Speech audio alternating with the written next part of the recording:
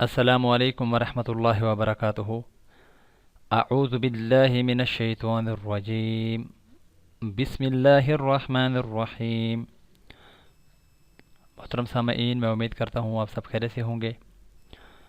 سارا دن ہر مصیبت اور بلا اور آفت سے حفاظت کی یہ دعا بھی ہے، وظیفہ بھی ہے۔ حضرت علی المرتضیٰ رضی اللہ تعالیٰ عنہ فرماتے ہیں کہ جو شخص فجر کی نماز کے بعد سورہ اخلاص 10 مرتبہ پڑھ لے تو وہ کسی گناہ میں مبتلا نہ ہوگا، اگرچہ شیاطین اس پر اپنا کتنا ہی زور لگا لیں۔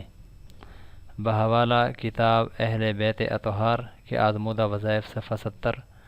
محترم سامعین، اگر اس چھوٹے سے عمل سے ہم سارا دن ہر بلا، مصیبت اور آفت سے بچ سکتے ہیں تو ایسی دعائیں ہم سب کو اپنی زندگی کے اندر مستقل طور پر اللہ رب العزت ہم سب کو پڑھنے کی توفیق عطا فرمائے، اور ہماری ہر بلا اور مصیبت اس وظیفے کے وسیلے سے اللہ تعالیٰ اس کو دور فرمائے۔